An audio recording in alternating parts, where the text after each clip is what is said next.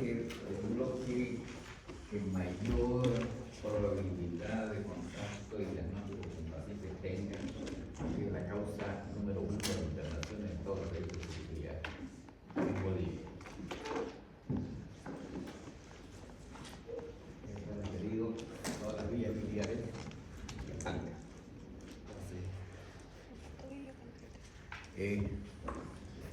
Algo bastante común y por tanto tenemos que saberlo bastante bien, porque día a día en este tipo de pacientes, hagamos la especialidad que hagamos, siempre debe haber las vías biliares están metidas por alguna extraña razón. En mucha gente, entonces porque la prevalencia es muy alta, está presente. Vamos a analizar algunas cosas interesantes dentro de la patología biliar, que una de las cosas que uno tiene que aprovechar en este bloque, si no tuve la oportunidad antes, es el momento de aprender por lo menos lo básico de la ecografía. No es parte de la materia ni el pensum, pero es parte del aprendizaje que tienen que hacer, sobre todo en la parte práctica, un poco insistir con los docentes de práctica, ver un poco de ecografía y ver las ecografías en los pacientes que tengan durante las prácticas. Vamos a ver algunas cosas generales aquí, pero podemos puntualizar mucho por temas de tiempo. Pero es el momento de aprender la ecografía, porque la ecografía biliar es bastante, entre comillas, fácil de entender y de comprender, y me permite de alguna manera entrar en el mundo de la imagen ecográfica, que es un procedimiento barato y que está accesible.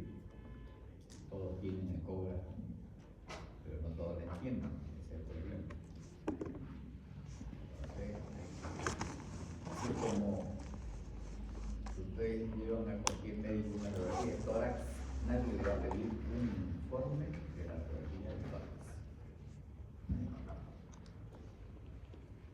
Y si lo piden, me miran el suelo, pues sí, este tipo de médico es que no sabe de una radiografía de tórax. Bueno, ahorita, el que no sabe leer una ecografía y no sabe leer una tomografía, estamos en la misma. Podemos pedir ayuda al imagenólogo para casos especiales, pero para la rutina, de ninguna manera podemos necesitar una ayuda especializada para leer algo simple, mucho menos la vía biliar, que es demasiado, es lo más simple de la ecografía, sin contar la parte, obviamente, obstétrica general. Y es parte del problema también, que ha habido demasiado médico haciendo ecografía por todos lados, ofertas de capacitación de ecografía. Entonces, como no pueden dar la licencia, no hago especialidad, hago mi cursito diplomado de ecografía, pongo mi consultorio, me compro un ecógrafo y ya está, he hecho mi vida, hago ecografía 50 pesos, ya está. Sí. Entonces hay que tener mucho cuidado con lo que uno ve. Entonces yo tengo que aprender a leer de una manera. Segunda cosa que vamos a ver interesante es que en esta parte justamente el proceso diagnóstico de toda la patología biliopancreática clínica, imagen y laboratorio son la base. No están sueltas. En este caso, es las tres. No pueden estar separadas. Tienen que estar juntas. Aquí no puedo hacer diagnósticos sin ecografía o tomografía. O no puedo hacer diagnóstico sin el laboratorio. O sea, la clínica no me basta. Necesito de otros elementos laboratoriales y de imagen que me van a guiar. Otra cosa importante dentro del manejo que vamos a ver son las distintas guías que han salido y algoritmos y sistemas de puntuación para el diagnóstico de algunas de las enfermedades biliares que permiten un rápido aprendizaje con el sistema de score. Pero de nada sirve que me lo aprenda de memoria si no lo sé interpretar. Una vez más.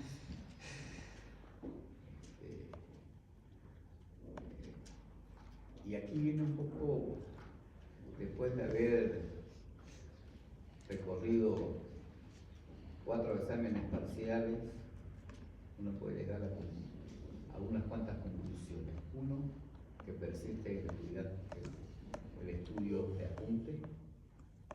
2, que estudia bajo el sistema telegráfico, puntual, tiqui, tiqui, tiqui, tiqui, tiqui, no se ve nada.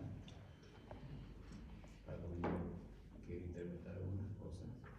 Y lo que es más triste, están estudiando preguntas, no están estudiando temas. Y eso es un error garrafal, porque estoy estudiando un sistema de preguntas. O sea, estoy estudiando para el examen. ¿Qué preguntas puede haber y qué respuesta predigerida, preestructurada hay a la posible respuesta? ¿No? Entonces, ¿yo qué hago? Adapto mi respuesta que yo tengo a una posible pregunta que creo que fuera esa y se adapta y la trato de enchufar ahí la respuesta, ¿no? Entonces, hay que cambiar un poquito ese chip porque es malo. No se hace un aprendizaje basado en preguntas. No llego a comprender, porque las preguntas no llegan al olvido. Finalmente voy al fracaso, porque me la mueven un poquito la pregunta y ya patino. No logro una interpretación real de la pregunta. ¿Por qué? Porque tengo una respuesta preelaborada. Entonces intento que mi respuesta preelaborada se adapte a la pregunta y no al revés. A una pregunta y intento responder con lo que sé. Cómo me adapto mi conocimiento a la pregunta y no al revés, ¿no? Entonces eso es muy notorio, ¿no? Y repetitivo además. Entonces hay algo que tiene que cambiar realmente. Vuelvo a decirle, los errores siguen siendo sistemáticos. Cuando el error es aleatorio, alguien no se preocupa, porque es aleatorio. Pero cuando es sistemático, ya obedece un patrón. Algo está mal. Entonces, esto sigue siendo. Vuelvo a insistir en el tema que esto tiene 2 antenas, que es la anamnesis y el examen físico. Seguimos fallando, ya 4º examen y seguimos fallando en las manifestaciones clínicas. El examen físico se sigue olvidando, lo dejan en el basurero o siguen pensando que no es parte de las manifestaciones clínicas, ¿no? Entonces hay un problema que se está arrastrando que hasta hoy día fundamental. Vamos a ver en el tema laboratorial, hay mucho dato, mucha información, sobre todo en la parte química sanguínea, que nos ayuda bastante en el manejo y en el diagnóstico de los casos biliares.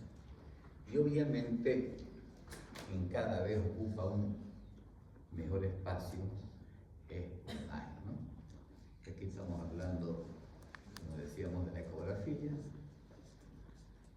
la tomografía, estamos hablando de las combinaciones endoscópicas radiológicas, como la RCP,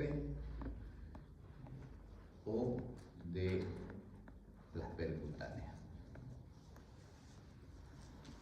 Resonancia magnética. Cada vez la vista va aumentando, cada vez se va complicando más el tema, pero hay que ir adaptándose a las cosas rutinarias. Por lo menos la ecografía es algo que tenemos que saber. Bien.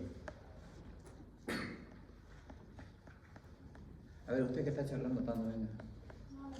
Ven.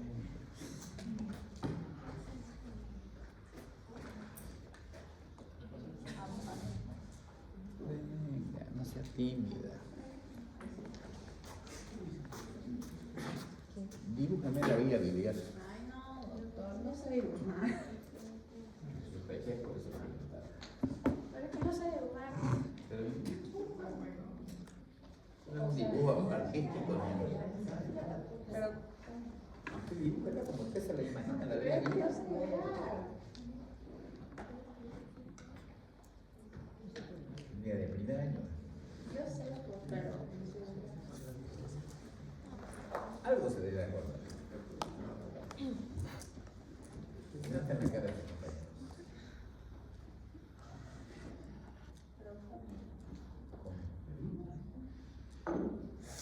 Haga un esquema de cómo se la imagina la vida. o sea, viene así, digamos, como que una pelotita, así. Eso. Ya. Eso. ¿Eso qué sería? Que viene el conducto, digamos. ¿Cuánto el conducto? O sea, viene así y aquí viene. O sea, no sé, o sea, las vías biliares está viendo, ¿no? O sea, la que arriba viene y se conecta. Ahí. ¿Son dos vías? O sea, es que no sé cómo dibujarlo, veo.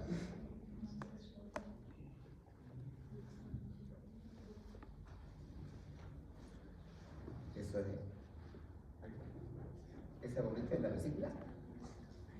El páncreas, pero aquí viene la vía biliar, así primero. ¿Y ahí dónde nacen las vías biliares?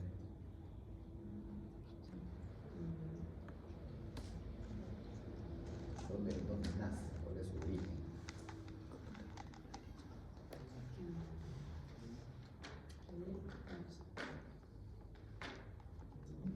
A ver, nota ahora que vengo a ayudarle.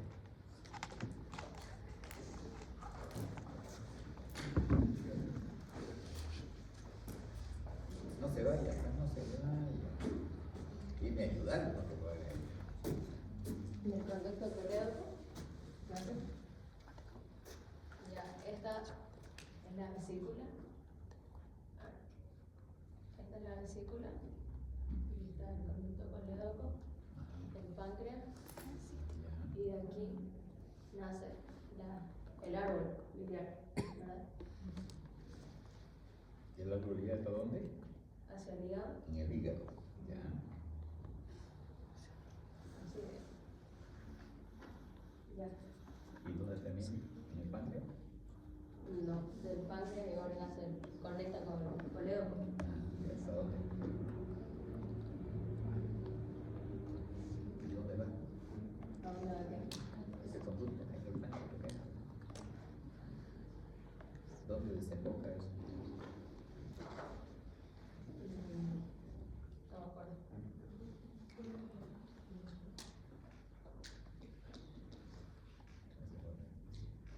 Pero ya hay idea. Ya vi.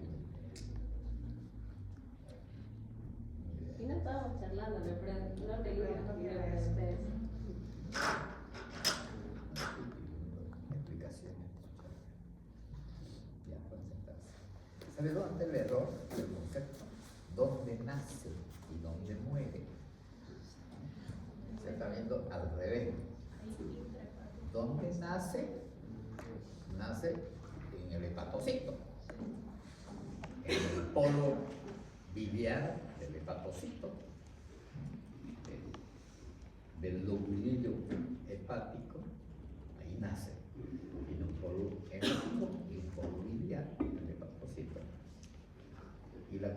función de eso, comienza a formarse las vías biliares que finalmente se van agrandando, porque van a terminar las de este lado y las del otro lado. Tenemos por aquí uno, acá otro, porque tenemos dos lóbulos, derecho e izquierdo. Entonces las del derecho terminan en el derecho y el izquierdo con su cañería y se juntan acá.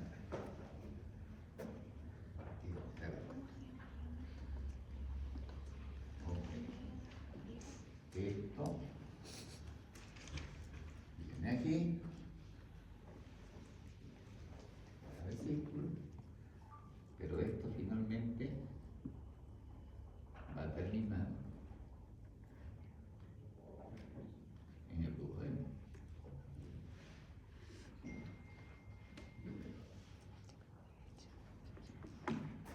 Entonces, lo primero que uno tiene que saber muy bien para entender toda la patología biliar, porque la patología biliar tiene mucho de mecánica y de física. Entonces, y cuando es mecánico, es como si le diga al plomero, arreglarme mis cañerías, así donde anda su plano hidráulico, para saber por dónde van, pues, ¿no? Para saber dónde voy a ir a buscar, dónde hay fuga, dónde hay falla, dónde hay obstrucciones. Pero si no tengo el mapa, difícilmente a ciegas voy a comenzar a picar todas las paredes, todas las casas, hacer un desastre en busca de dónde puede estar la cañería, ¿no? Entonces yo necesito saber muy bien que aquí tenemos una vía biliar intrahepática y de aquí para acá una extrahepática.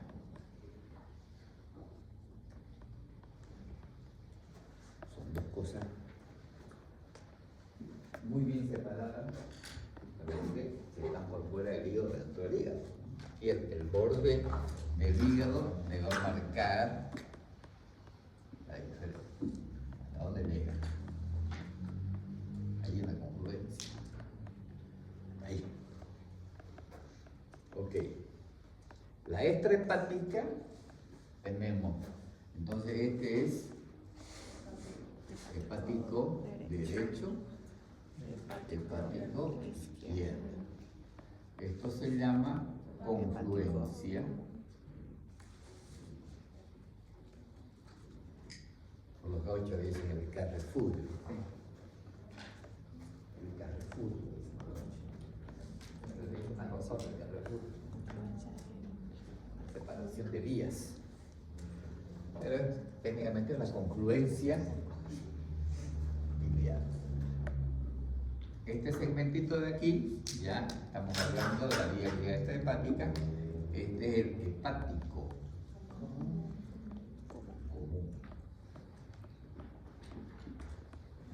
Hepático común, a los dos. Hasta aquí. Aquí ya tenemos. Aquí tenemos la inserción del cístico, que es parte de la vesícula biliar. Y aquí sale el colédoco. Y tenemos un colédoco proximal, un colédoco retopancreático y un colédoco distal, que son las porciones del colédoco, que tiene su importancia después, porque fíjense que esta parte de acá es muy difícil de ver. Esta es parte del duodeno por encima. Hasta empezar a mirar eso a veces es complicado con algún método de diagnóstico. Por ejemplo, la ecografía es difícil mirar el colédoco distal. Hasta cierto punto, más lo veo el colédoco, después se hace retropancreático pancreático duodenal y ya no se ve porque el páncreas lo tapa y el duodeno tiene aire y todo lo que tiene aire me dificulta la visión ecográfica porque no es una buena ventana para mirar. Y termina obviamente en la segunda porción del duodeno, en la carúncula menor, con el esfínter de Oddi. Y aquí tenemos lo que dijo su compañera, el conducto de Huizu, que también se mete en el mismo lugar. Y ahí comienzan a emparentarse estos dos individuos. Vía biliar y páncreas se emparentan por esta vaina de acá. Porque se enfocan ahí. Entonces se pueden perjudicar.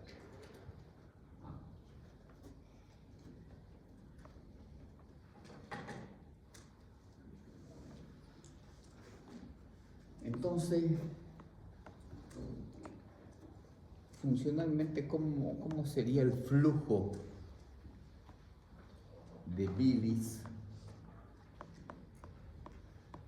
El hígado va a metabolizar el hepatocito, muchas cosas, y comienza a diferenciar el hepatocito del polo hemático, lanza las cosas que está filtrando, ¿no? Todo lo que tiene que hacer. El polo biliar está mandando otros elementos que está produciendo, en este caso la bilis y sus componentes, que los va a lanzar hacia el futuro. ¿Y ahí qué pasa?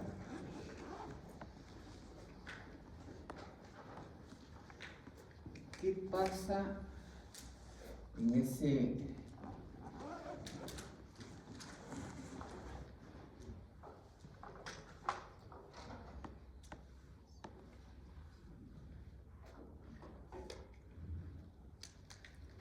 la bilis viene por acá del hepatocito? ¿Y aquí qué pasa?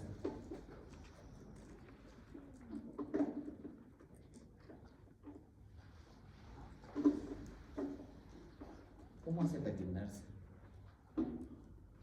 Si esto tiene un sistema de espirales, es decir, valvulares. ¿Ah?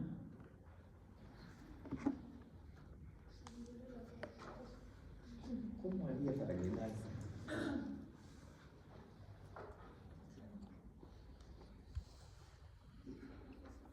¿Cómo se imaginan? A ver, algo básico. Física. ¿Ah? ¿Se dilata qué? El cístico. Pero fíjate que el cístico, si yo lo hago en grande,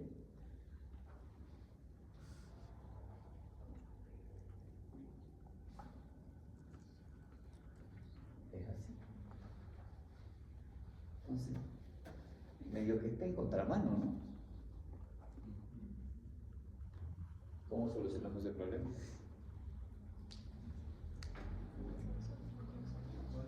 Simplemente pasa el agua. ¿Y qué pasa aquí? Ahí se cierra. Esfínter, Oddi, cierro. Cierro, comienza a llenar y me lleno hacia el otro lado.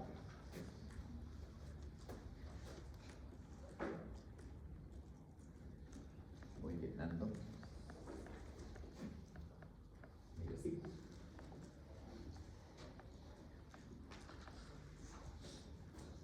¿Y ese tanque de almacenamiento qué función tiene?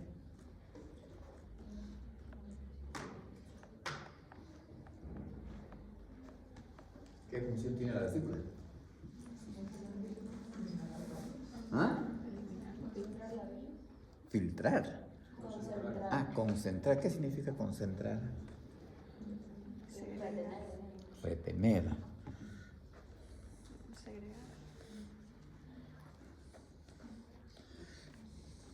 ¿Esto qué es? Un recipiente, ¿no es cierto? Si le echo algo, ¿cuál es la diferencia entre concentrar y retener? ¿Retiene? Lo tiene ahí porque no se cae. ¿Lo almacena? Sí, para cuando lo necesite. Pero ella dice que concentra. ¿Qué es concentrar?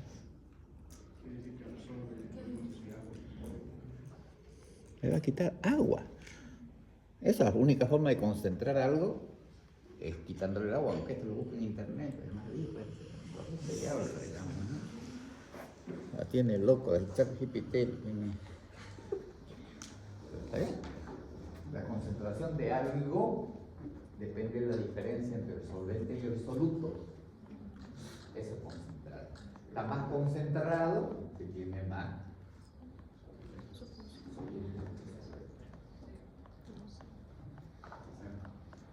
La mejor forma es quitarle agua.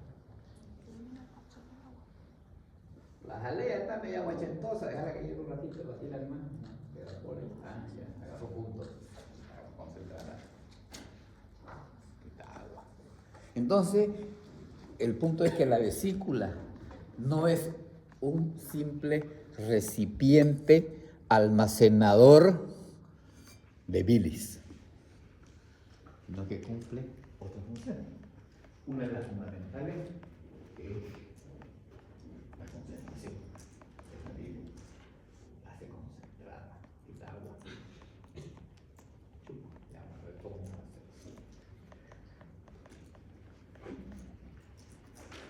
Pero dentro de la bilis tiene un montón de solutos, fundamentalmente ácidos biliares, colesterol, fundamentalmente.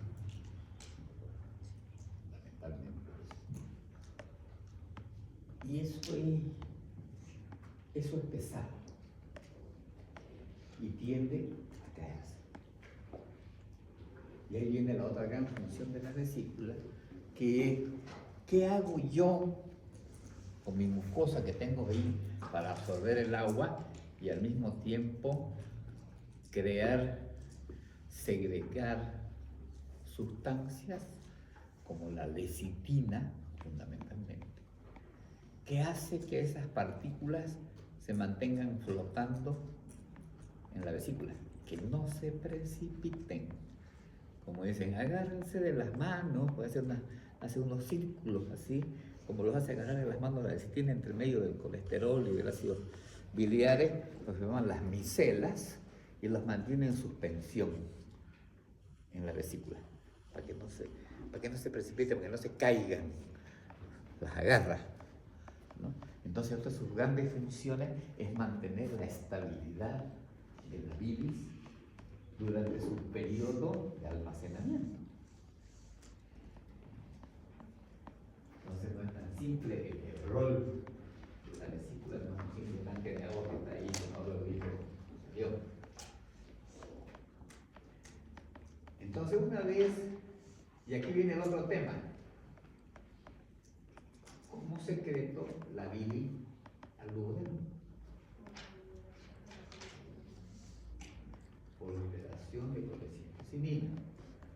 Y aquí viene el gran cliché del internado de medicina. Paciente con vesícula, debo de comer alimentos colecistocinina. Toma un vaso de agua con una galleta de agua, igualito a la vesícula de la bilis.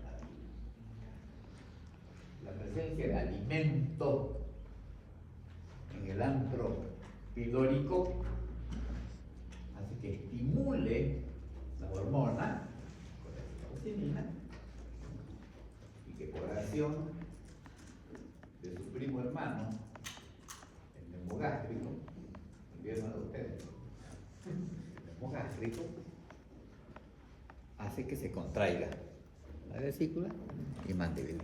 Obviamente que es tan inteligente el organismo que si yo como grasas, la grasa que tener bien en el estómago, no la voy a gastar así nomás, y la voy a mezclar, y cuando las paso ya estoy listo para chorro de vino.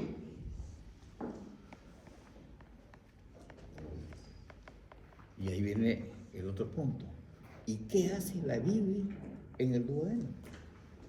En el intestino. ¿Qué pito toca? ¿Para qué sirve?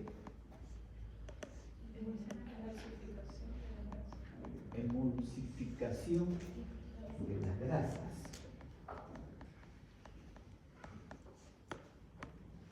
Emulsionar. ¿Y qué es la emulsificación?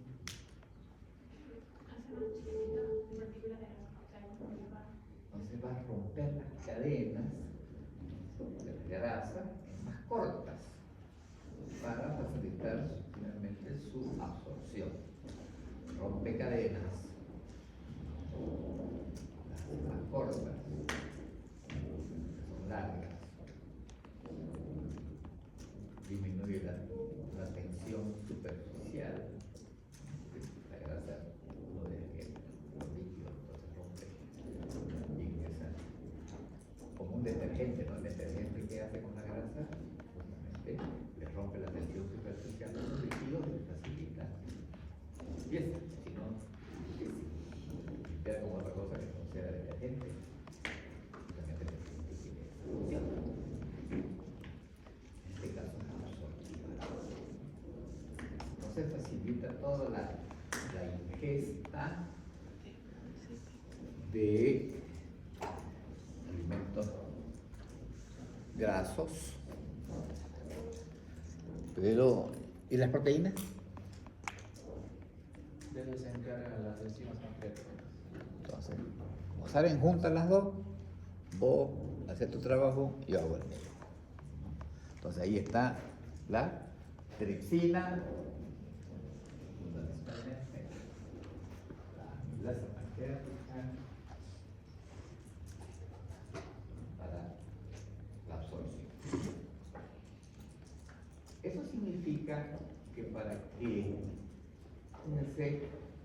que la bilis cumpla su objetivo, tiene que llegar al intestino en el momento adecuado, en la cantidad adecuada, con la concentración adecuada. Son condiciones que yo requiero para tener una buena digestión, sobre todo de los alimentos. Entonces, hay que darse esas condiciones biológicas que me permitan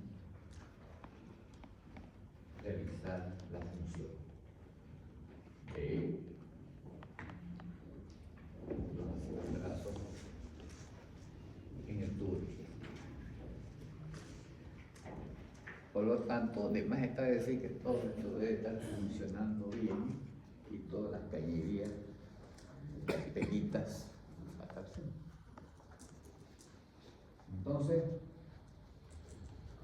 vamos a comenzar a ver que dentro de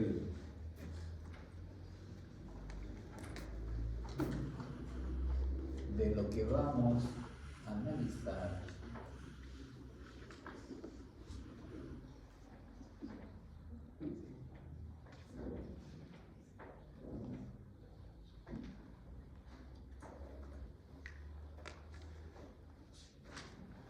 ¿dónde aparece el primer problema, que es la madre de todos los problemas? Empieza aquí.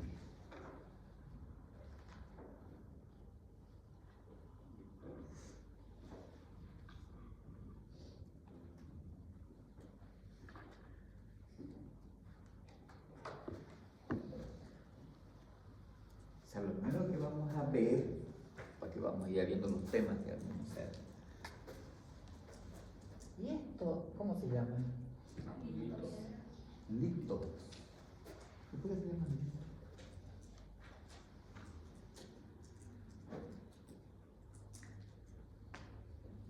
Litos.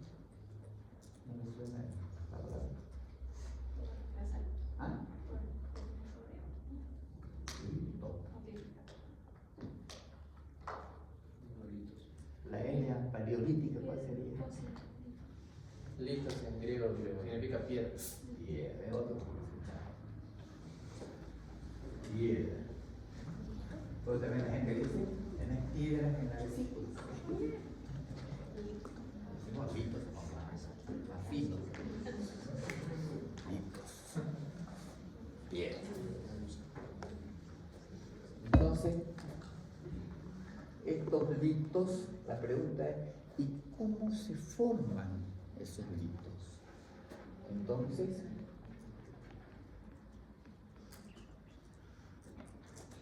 vamos a ver cómo es el proceso de la litogénesis. Porque algo tiene que pasar para que se formen. No se forman de la nada. Hay algunos eventos que tienen que ocurrir, hay factores predisponentes a la concreción y aparición de los litos. Y aquí, consejo, aquí hay que hacerse un diccionario, porque son unos trabalengüitas y siempre se equivocan y confunden una cosita por otra. Esto se llama colelitiasis.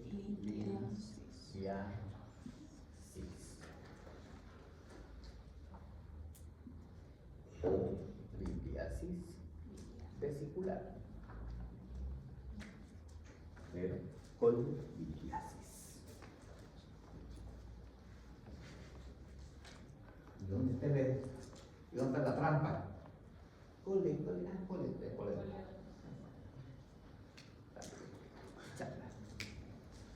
Ya me equivoqué. Y ya le pegué todo. Esta colelitiasis me puede generar un proceso inflamatorio que me lleva a la colecistitis aguda. Inflamación, infección.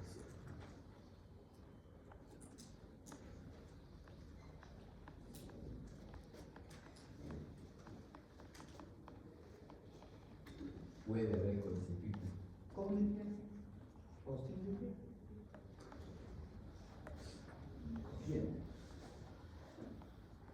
Obviamente que la litiasis es inmensamente mucho más frecuente que la litiasis. Pues resulta que esta se les ocurre pasarse aquí.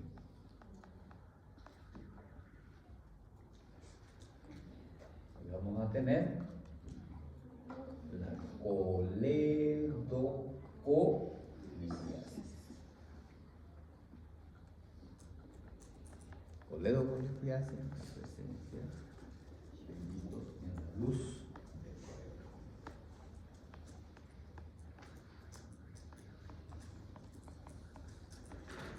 Esa coledocolitiasis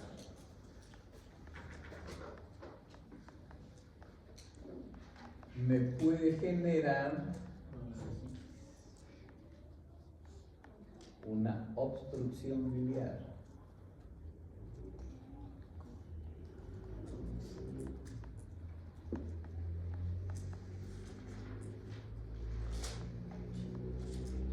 Que me va a generar un síndrome histérico obstructivo.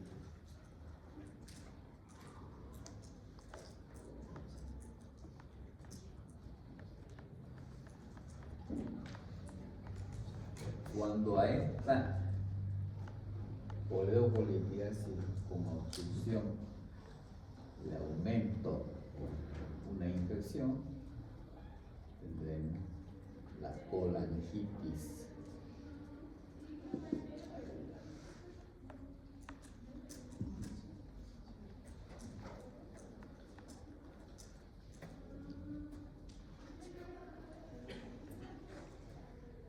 Y obviamente podemos tener cáncer de vesícula, cáncer de colédoco, cáncer de la vía biliar,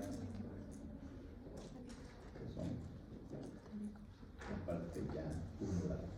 Pero los decorrentes de relacionados con la litiasis, colelitiasis, colecistitis, coledocolitiasis. Vamos a llamar acá también que se nombra aquí, se llama síndrome coledociano,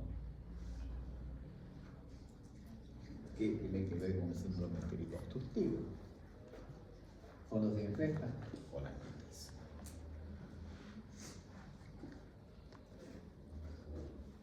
Son parecidos los nombres. Bueno, ponerlo bien de rosadito, para no equivocarse, porque como les dije al comienzo, como yo sé cómo fluye la bilis normal, y si hay algún proceso que está fluyendo, yo voy a saber qué va a pasar o qué está pasando, cuál es el efecto que puede traer un proceso inflamatorio, un proceso infeccioso, un proceso obstructivo en las vías biliares principales, en lo mismo, y las accesorias. La vesícula es la accesoria, la principal es la cañería que va del hígado hasta el duodeno. La otra, como dicen, tiene sus motivos, su fisiología, pero se puede vivir sin ella. Si no sacaríamos tanta vesícula,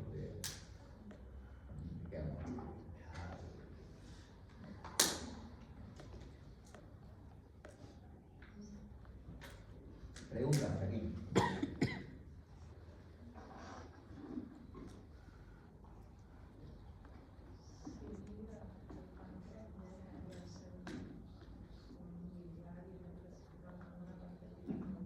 No. El hecho de que hay situaciones, como ver más adelante, que esos cálculos pueden salir solos a la luz intestinal. Usted mismo tiene que hacer. Y pueden causar pancreatitis, pueden, por lepturina, pueden generar inflamatorios. Y ahí viene, podemos omitir que voy a comentar, porque cuando hay un profesor Praderi, uruguayo, que lanzó esa teoría. ¿Qué pasa con esa pancreatitis, con ictericia, que de pronto mejor? Estamos hablando de la época donde había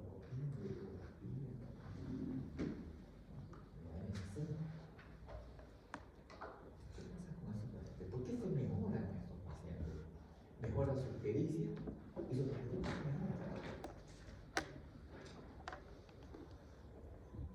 Y en ese estado de lucidez dicen,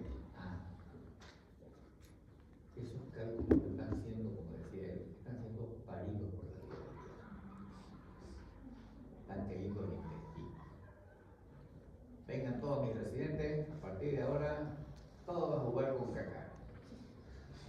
¿En busca de qué? En busca de cálculos en la materia fecal del paciente. Oh sorpresa, encontró Grande. elevada frecuencia. Grande. ¿Grande qué? De todo tamaño. Pero tiene que ser macroscópico, obviamente, para que se pueda ver. No necesitamos ahora hacer eso. ¿Qué vemos ahora? Hacemos las endoscopías y vemos la válvula florecida. ¿Qué más evidencia que por ahí fue parido un cálculo? ¿no? Estuvo. Pero quedó en evidencia que sí, eso que plantea Virue es cierto, ¿no? Pero ya una vez los cálculos salen de la vía biliar, ya no es problema nuestro. Solamente sería problema nuestro cuando cuando van y se trancan allá en el hilo terminal y nos producen un ileo biliar, una obstrucción intestino delgado intraluminal, que se llama ileo biliar. Ahí sí, cambie de nombre ya porque ya es otro segmento ya sale. Sí.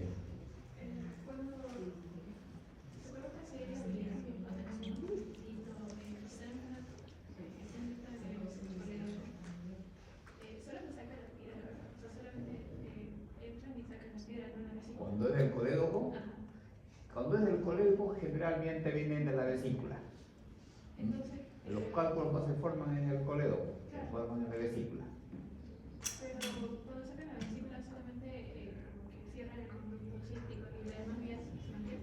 Sí, si están expeditas, se hace radiológicamente, que está limpio todo, no hay nada más que ver. Entonces, ¿qué pasa? Fíjense, ¿no? Los problemas que uno ocasiona. Sacamos la vesícula y dejamos al paciente sin vesícula. ¿No?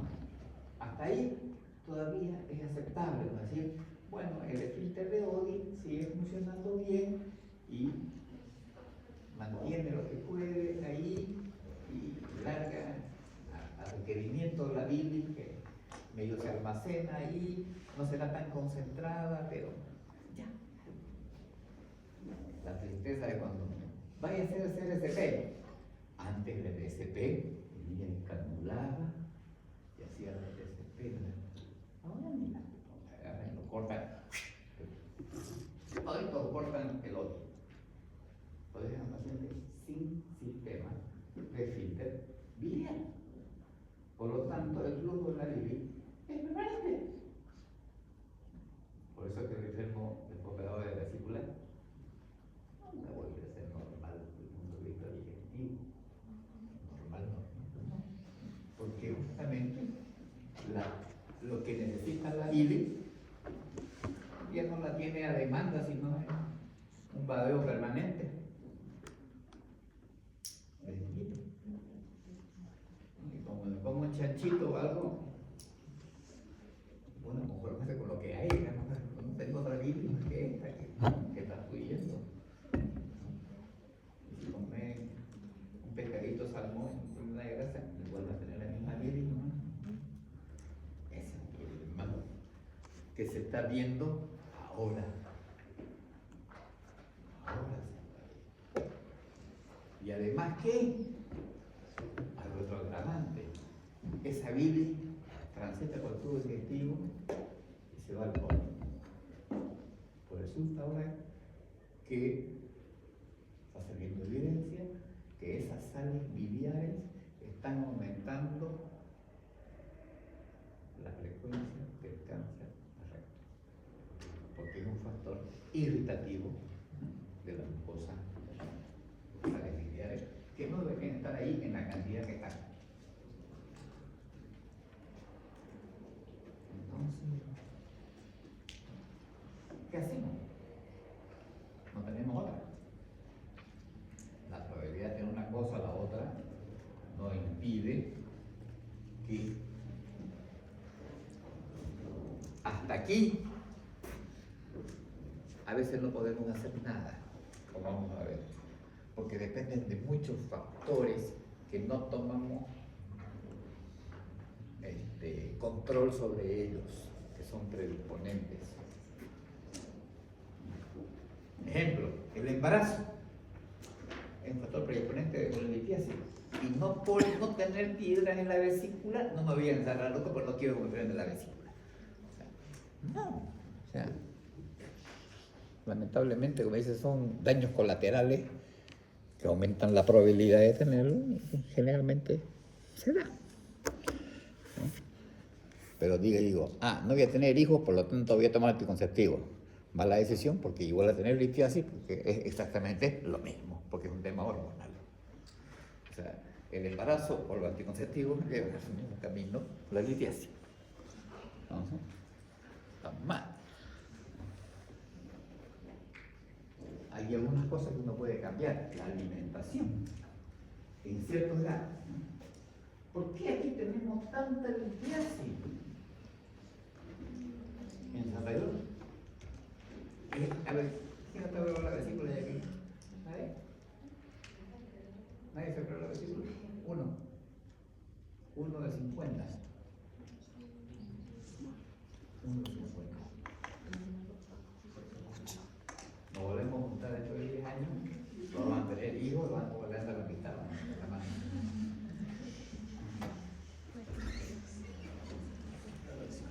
Un aplauso para la Choca.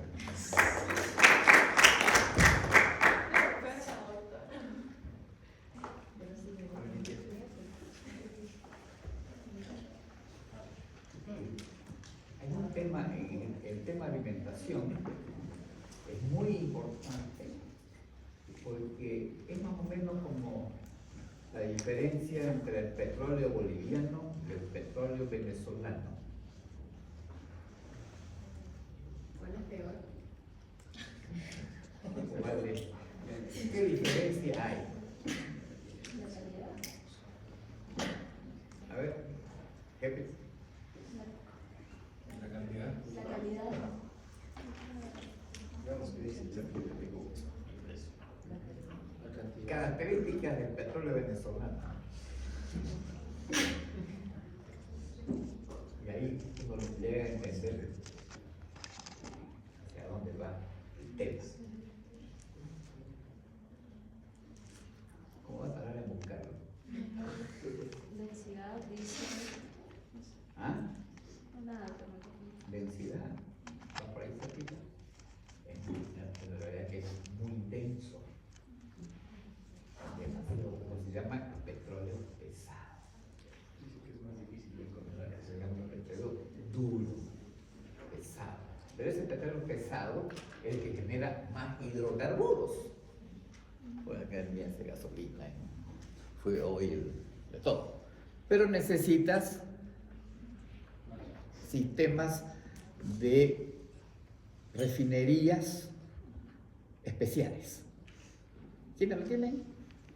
Los gringos. Por lo tanto, lo tienen de aquí a Don Maduro porque no te compro tu petróleo y si yo no te lo compro, pues estás jodido con tu petróleo porque nadie lo quiere. Dice, para mí. Es buenísimo, pero requiere tecnología especial. Y el nuestro, al otro lado del mundo, ¿no? O sea, puro gas, digamos, ¿no? Súper liviano, ni para gasolina no alcanza. Al otro lado. Entonces, ¿qué pasa con la alimentación? Cuando la alimentación es muy rica en grasa, sobre todo en colesterol, o tengo un disturbio metabólico, una colesterolemia, una hipercolesterolemia, una dislipidemia clínica, ¿qué estoy haciendo? Le estoy mandando a mi hígado una bilis sobresaturada, o sea, pesada, un petróleo pesado. Esa vesícula mía tiene que sacarse la mugre para absorber la cantidad de agua justa, que no quede ni muy ni tan, y la lecitina correcta para encontrar las miserias, para que todo el mundo esté flotando, agarrito las manos, girando, dando vueltas ahí alrededor de... Termina finalmente claudicando la pobre vesícula y termina precipitando ese colesterol, esa bilis sobresaturada de ácidos biliares y colesterol. No alcanza a lecitina porque se cansa.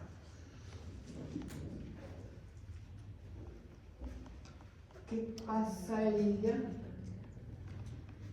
¿En qué otra situación, de alguna manera, la vesícula se cansaría de trabajar?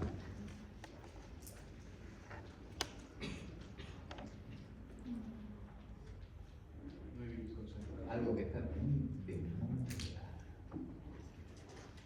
¿El ayuno? El dejar de comer. El ayuno intermitente que puede provocar a la vesícula.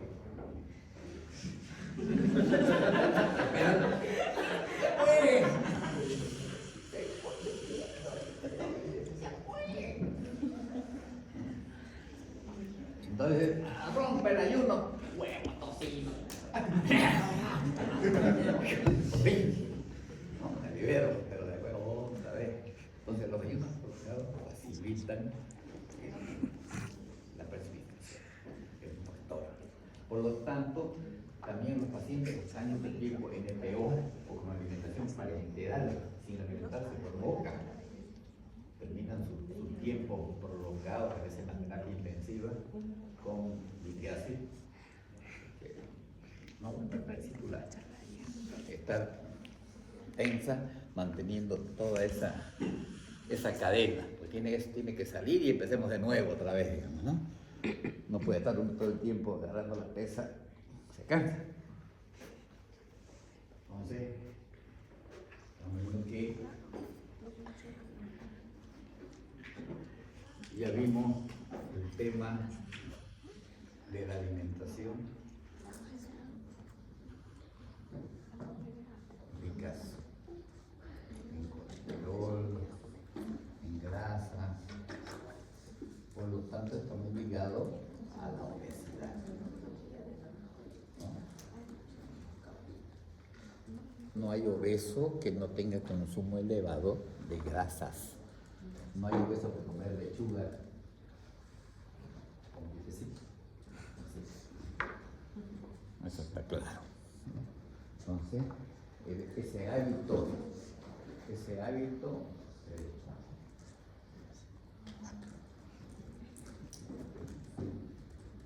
el sexo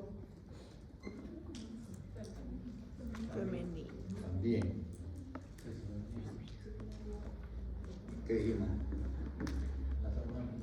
¿Ah? Las hormonas. El tema relacionado con el embarazo.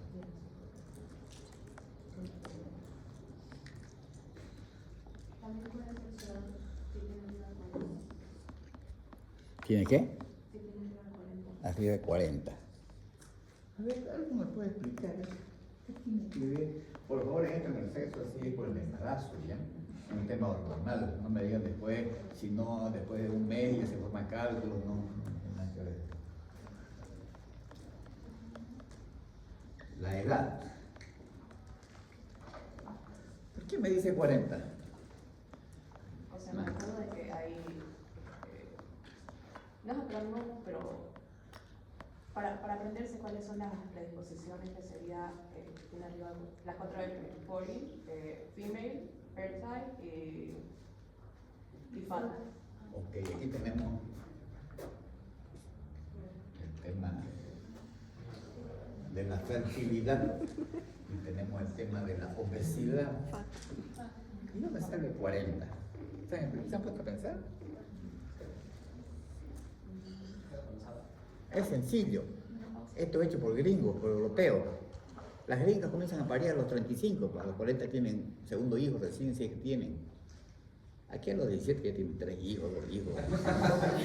O sea, nuestra media de edad de embarazo y de primer parto está alrededor menor de los 20 años, en general en Bolivia. Entonces, lo de 40 es para los gringos. Aquí con 20 ya tienen 2 o 3 muchachos, ¿no? Entonces, como esto está relacionado directamente con el embarazo y el problema de las hormonas protectoras de la mucosa y luego estrógenos, progesterona, ¿no? Es lo que hacen. Por lo tanto, si el embarazo tiene problemas, el uso de anticonceptivos también hace el mismo efecto. Porque ¿qué hace el anticonceptivo? Simula farmacológicamente un estado hormonal de embarazo.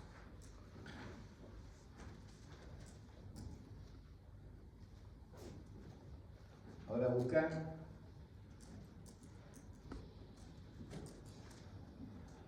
la canción de los anticonceptivos de Lelutier.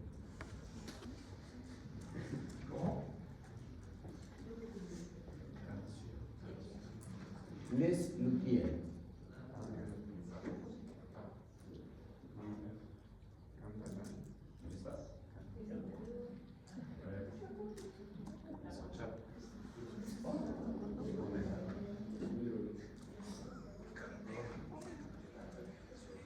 cantata de la planificación familiar. De Johann Sebastian Mastropiero.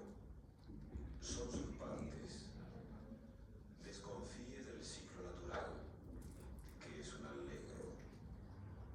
La confianza mata al hombre, que es la coda del allegro. Y un calipso de las píldoras, andante tranquillo, senza complicazioni. Versione della camerata tropical de Lelutier y orquesta de cuerdas.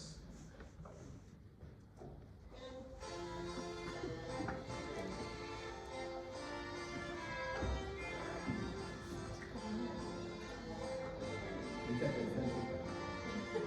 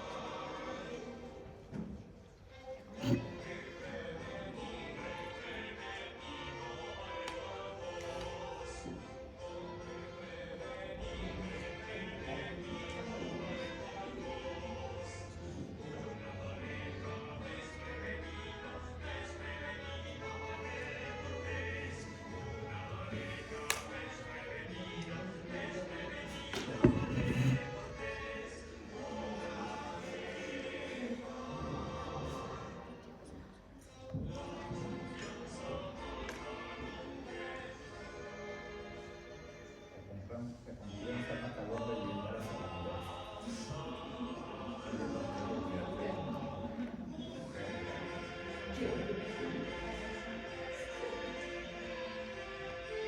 Ahora viene la parte anticonceptiva.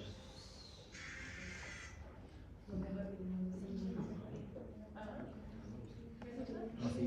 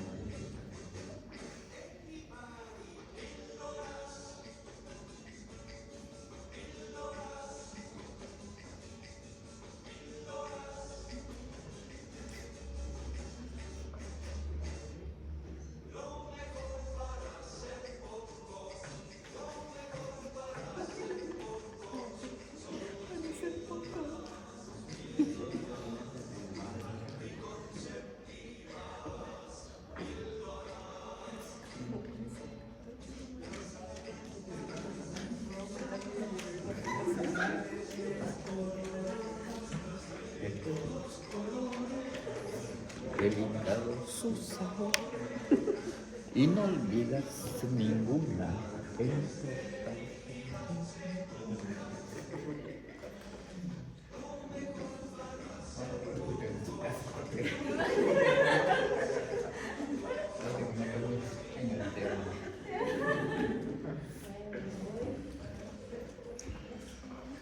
Ok, entonces la edad, aunque lo ponen ese 40, el 40 está muy ligado a la fertilidad, ¿no? Entonces para nosotros el 40 no corre. Si vamos a esperar los 40, ya está con nietos. aunque cada vez está recorriendo en el último ENSA, Estudio Nacional de Salud, ha aumentado el embarazo, pero no olvidemos, como es una encuesta nacional, toda la parte del campo es tremenda. A los 14 años, no sé,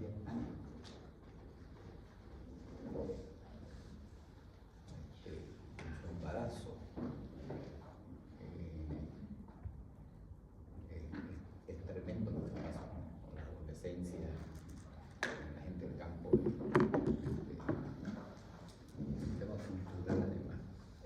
Entonces los 40 no se lo crean mucho. Es más una mnemotecnia acordarse, pero no lo tomen tan textual. ¿Qué otros factores podemos encontrar? Dijimos los ayunos prolongados. Es un tema a considerar.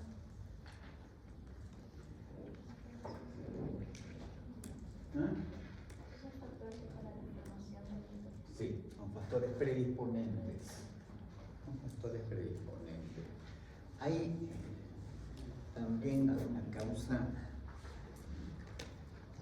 que justamente la estamos revisando recién, de medicamentos. Hay algunos medicamentos que pueden aumentar la probabilidad de glutogénesis, pero hay uno en particular que uno tiene que tener mucho cuidado, que es la ciclosporina.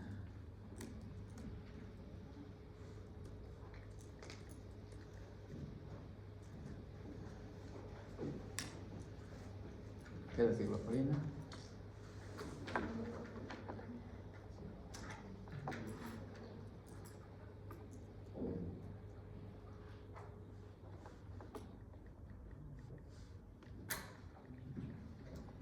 Es un inmunosupresor usado en trasplante. Inmunosupresor utilizado en trasplante para evitar justamente el rechazo del injerto. Ahora imagínense un paciente inmunodeprimido que le haga una colitis aguda por una litiasis.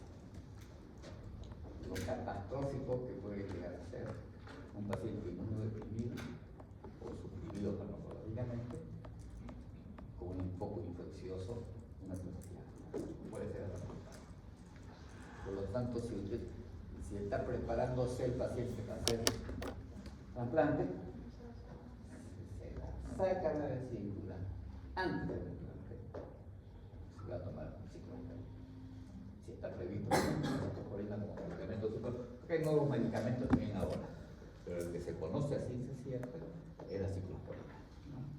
Porque hay un gobierno que también es, entonces por lo tanto, que dan microfenolato también, pero todavía se sigue usando ciclosporina.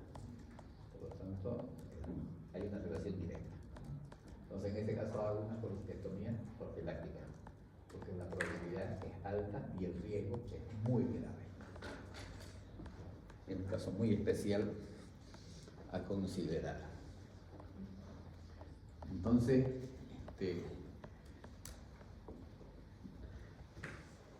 no tenemos mucho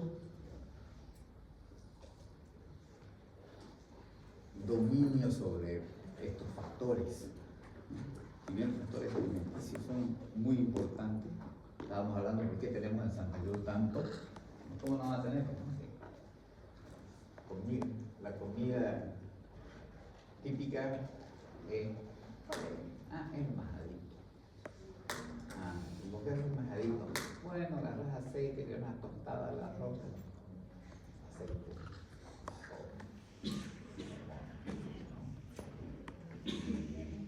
carne, pones charque, lo que sea, ya, está bien, pero después un huevo frito, un plátano frito,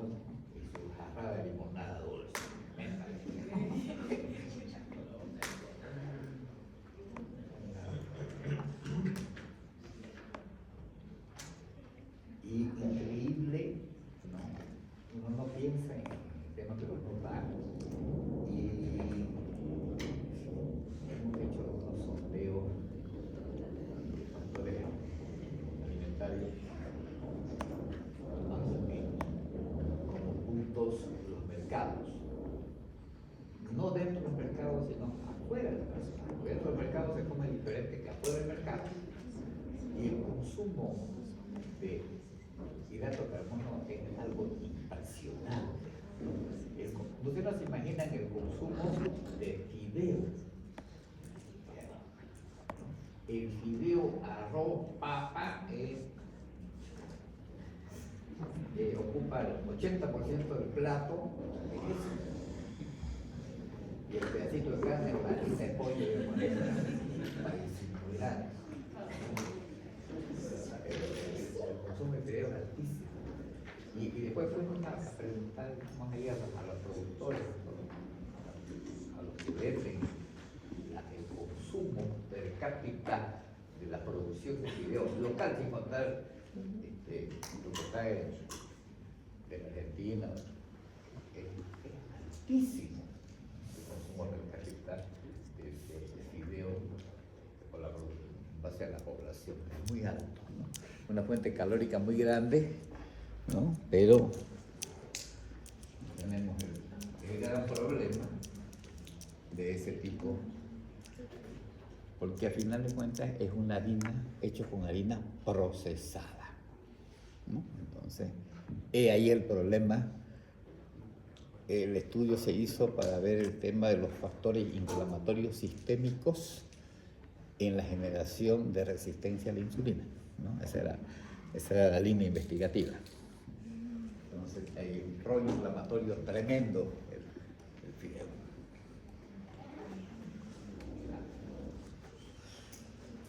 Bien, entonces no tenemos mucho control sobre las cosas, salvo mejorar la administración, el sedentarismo que tiene que ver con la obesidad, el tema de, fíjese cómo una cosa que está tan de moda, el ayuno intermitente, me puede ocasionar un problema paralelo,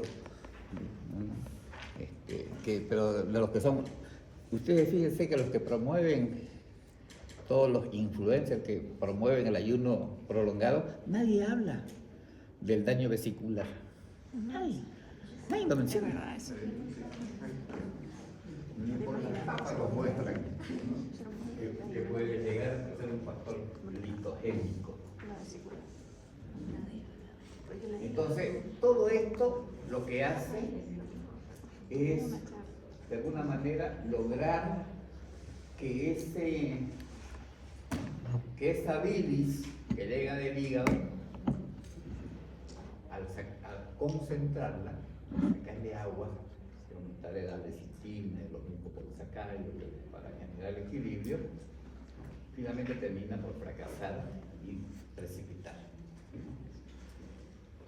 Y la precipitación, y ahí comienza lo que llama el núcleo y la agregación. Entonces va formando igual que una arena, ¿no? La arena formando piedrita, la piedrita formando un piedrón por agrupación, ¿no? Compactación, y van dando vueltas y siguen formándose, pues ya. Una vez que la vesícula formó litiasis, esa vesícula ya no cumple su función fisiológica de la concentración, de la bilis y toda la vaina. Se convierte en un simple tanque de almacenamiento de bilis. Ya no tiene la capacidad fisiológica de generar todo el proceso de la estabilidad de la bilis dentro de la vesícula. Ok, entonces a partir de aquí comenzamos ya la litogénesis y vamos a ver la siguiente clase ya que sigue comenzando.